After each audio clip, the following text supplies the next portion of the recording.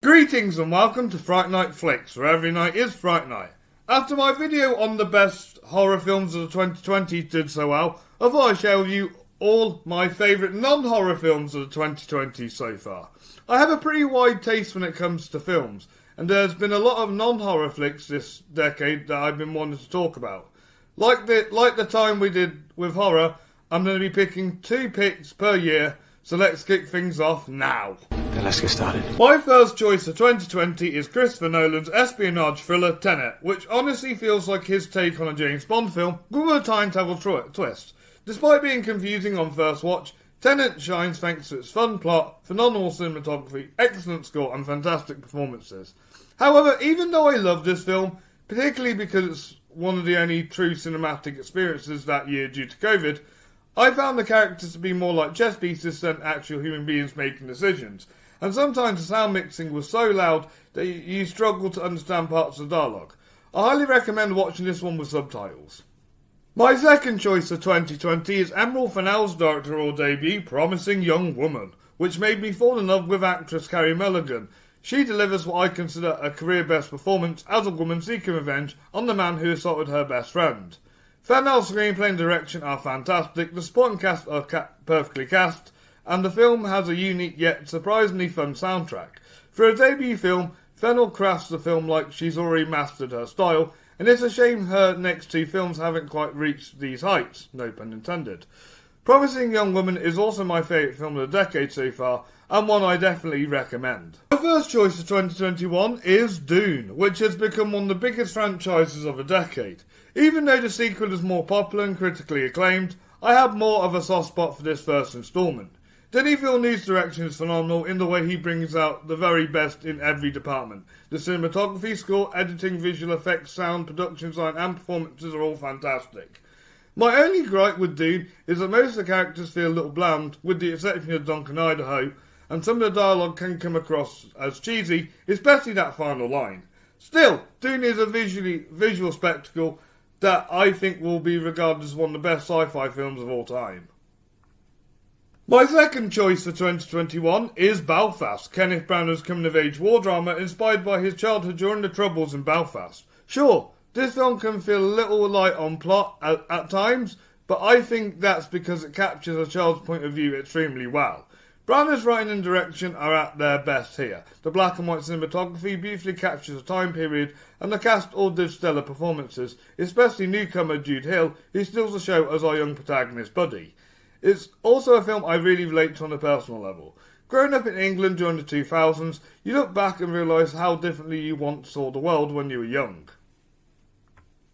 My first choice for 2022 is All Quiet on the Western Front, the only true war epic we really had this decade. I love war films, and this one is epic on so many levels. The film follows German soldiers during World War I fighting against the French, and it does something very clever by making us feel sympathy for them. Edward Berger's directs the film to perfection, supported by incredible performances, gorgeous cinematography, outstanding production design, a well-written screenplay, and Walter Berkelman's haunting score that stays in your head long after the credits rolled.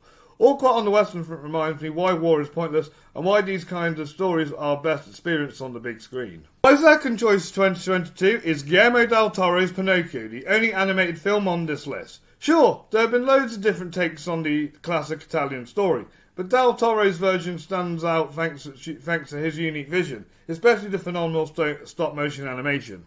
Along with its fantastic score, brilliant voice performances, and the way the story explores its themes, Guillermo del Toro's Pinocchio is a true landmark in modern animation.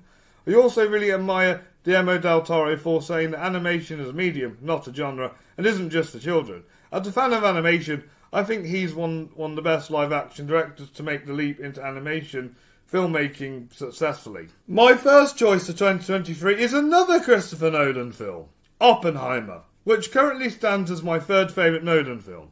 You can easily write this off as a pretentious, boring awards film, but I think Nolan has delivered one of the best edge-of-your-seat dramas of the decade. The screenplay is one of the best I've ever seen, Nolan's direction is at the top of his game, the performances are phenomenal from Cillian Murphy and the stacked supporting ensemble, the score is epic, and that bomb scene is a true cinematic achievement. Overall, Oppenheimer is definitely one of the best crafted films of its era. But there was another 2023 film I enjoyed more because it was more fun. And that is... My second choice for 2023 is Poor Things, and its greatest strength lies with the visuals. The production design, costume, hair and makeup create a tactile steampunk Victorian world that feels alive in every frame. Robbie Ryan's cinematography is phenomenal, capturing this bizarre dreamlike setting with bold imagery that, in my opinion, deserved best cinematography over Oppenheimer. The film's fearless, unapologetic comedy also feels refreshing in today's cinematic landscape.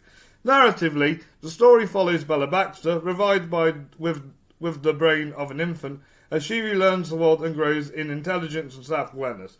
Her journey explores independence and sexual awakening, while exposing the manipulative nature of Duncan Weatherburn. Emma Stone delivers a career-best performance, supported brilliantly by Mark Ruffalo, Willem Dafoe and Rami Youssef, combined with Jertkin's FedEx's striking score. Poor Things stands as a bold and visually darling fantasy. My first choice for 2024 is A Real Pain, which to me cements Jesse Eisenberg and Kieran Culkin as an iconic duo. Their straight man comic dynamic is what makes the film so memorable, and while it deals with serious themes, the comedy shines through their interactions. I think this film is the highlight of Eisenberg's career, showing his strengths as a writer and director, while Culkin serves as the heart and soul, delivering a tour de force performance that earned him well-deserved recognition. Their journey through Poland is beautifully captured, and by the end, you feel as though you've experienced this trip alongside these two characters. My second choice for 2024 is The Brutalist, a film that surprised me how the kid from Thunderbirds became such a phenomenal director. Courbet brings this epic story to life with incredible production design and cinematography, while Daniel Blumberg's score adds momentum and emotion throughout. Adrian Brody and Guy Pearce deliver amazing performances. I love the interval halfway through, which breaks the story and gives the feel of a two-part miniseries. To me, The Brutalist proves that epic storytelling and filmmaking can exist, carrying that classic sense of movie magic. Well, whatever works for you. Before I reveal my 2025 picks, remember to hit that like button, subscribe to Fright Night Flix and follow us on social media so you don't miss a single scare. What are your favourite films of the 2020 so far? Please let me know in the comments down below and check out all my past videos on the channel. Now, back to the list.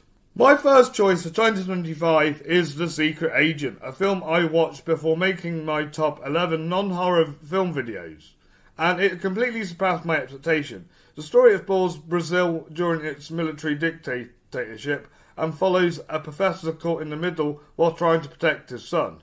For a 2-hour and 40-minute film, The Secret Agent tells an incredible story that is shot beautifully, moves at a strong pace, and grips you from the opening scene. The highlight, though, is Wagner Moura's performance, who finally gets a chance to lead the film and delivers a phenomenal performance. Since I found I'm Still Here Slow, another story set during this period, I was worried I might struggle with this one, but it completely worked for me, and honestly, I think more people should check it out. And finally, my second choice for 2025 is Paul Thomas Anderson's One Battle After Another.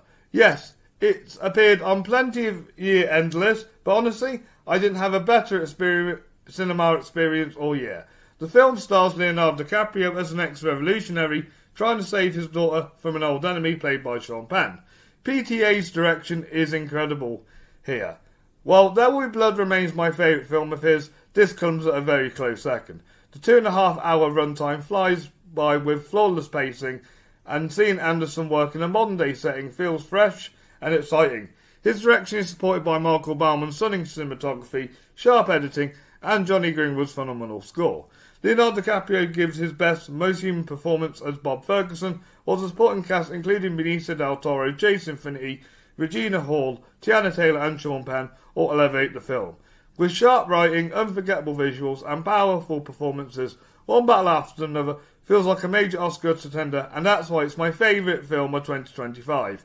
Thank you all for watching today's video. Join me next time when I take on Emerald Fennell's gothic reimagining of Wuthering Heights. But until then, stay spooky, and remember, every night is Fright Night.